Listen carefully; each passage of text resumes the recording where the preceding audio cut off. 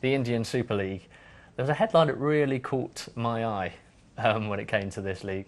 Apparently the organisers, I suspect they've been paraphrased, but are saying that the Super League is bigger than Serie A. Well, of course. Say what? Why are you so surprised? How are they justifying that? And is there any substance to it? I think it's all to do with average attendances. I think the Super League has got currently about an average attendance of around 24,000, although I think... 24,357? Yeah, around that. Yeah. Although I think, as you mentioned on past shows, we should maybe caveat that with a lot of that is, I think it's the Mumbai City FC games, or maybe it's the Atletico de Kolkata games, are getting around 50 to 60,000 a game, and there are other games that are getting sort of sub 20,000. But it's all evening out in the middle, and it's still a fantastic turnout, and it seems like everyone seems to really got into it, and it really has sustained interest. I'd temper that by saying there are more people in India Than Italy. than there are in Italy. It's quite a few people. I've not been following this much. It does seem to be a roaring success. If crowds have stayed up, I know it's 10 teams. I think it's 8 to 10.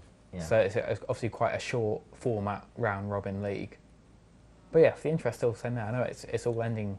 We're getting to business time. Playoffs This weekend. It's not, your cufflinks aren't on yet. It's not quite, but you're starting to think about what time. But I it's like coming. this. The fact that J League's ending this weekend. You just get end of season drama every week somewhere in the world. It's always, come what may, there's a Suzuki Cup going on somewhere. It's going to happen. Well, if we touch on the league before we move on to looking at it itself, in terms of who's doing what, we've got Chennai in at the top, who are, I think they're about 4 points clear now, Marco Materazzi's side. And you've also got FC Goa, who made a real charge up the table. They were struggling at the start, but Robert Pires is, I'm not sure what his... $750,000 he's getting paid. And apparently it's quite nice to watch him just sort of pottering around in midfield. Pottering around, but that's all he can do. Apparently he's not, I think Aston Villa fans would probably argue with it. It's quite nice. But also he's 41 and he's playing in Goa. So you can give the guy a break. That's pretty warm over there. And I think right now, Mumbai City are really struggling actually. They're down the bottom at the moment. So a lot of movers. Atletico de Kolkata are still up there as well. So things are starting to take shape for the playoffs. So they're still very much up for grabs and it's still very tight. Just while we're sort of on figures, so 1 million people have actually turned out to watch the game so far.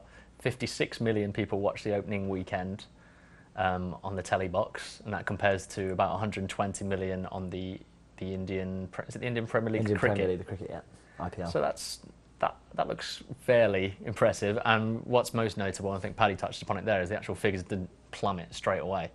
And probably the most fascinating thing that I read, just looking up on this, is that, well, I mean, the whole time it's been, I don't know if it's been fractious, but it's not been abundantly clear how this links up with the Indian League, the I League. The I League, yeah.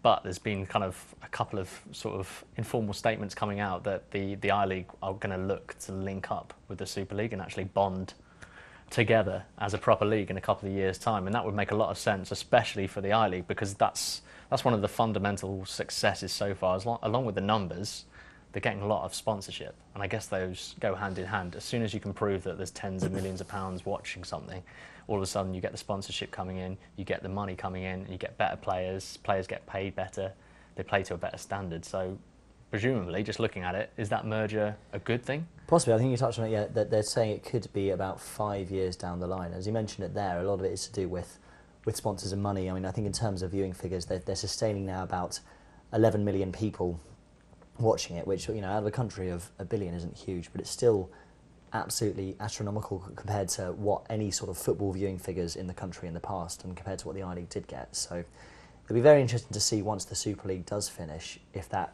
then rolls into the I-League, or if we will have to wait until the two integrate. But as you say, if there are enough people, there are enough eyeballs for the sponsors to stay interested.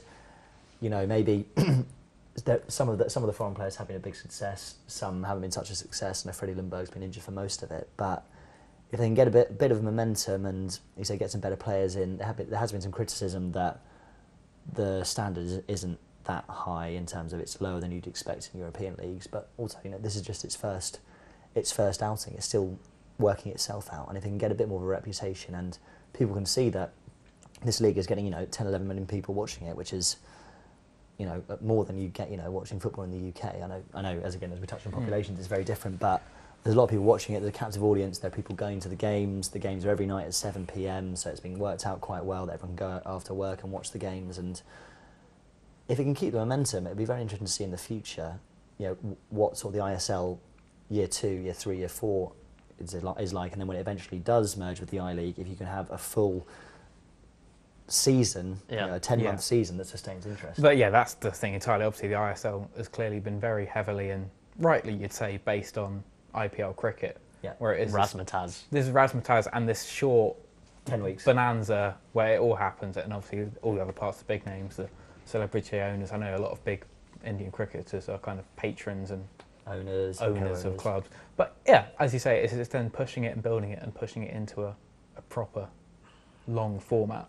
Yeah, and It's this nice, is the way of isn't it? doing it. But if this is the way of getting some interest, and then maybe people get affiliated with those ISL clubs, and then when they do become an I-League club or affiliated with an I-League club, then they keep following them, and it's not just for 10 weeks. They go throughout the year and start enjoying it a bit more. And I mean, you know, football and cricket, they work sort of together in this country. You know, they don't have to overlap, and there's no reason why it can't there as well. Promising stuff. I think it's Your social sec as well for the sort of the culmination of the Indian Super League. I've Not for the whole yeah. of India, but for us. So Yeah. organise something.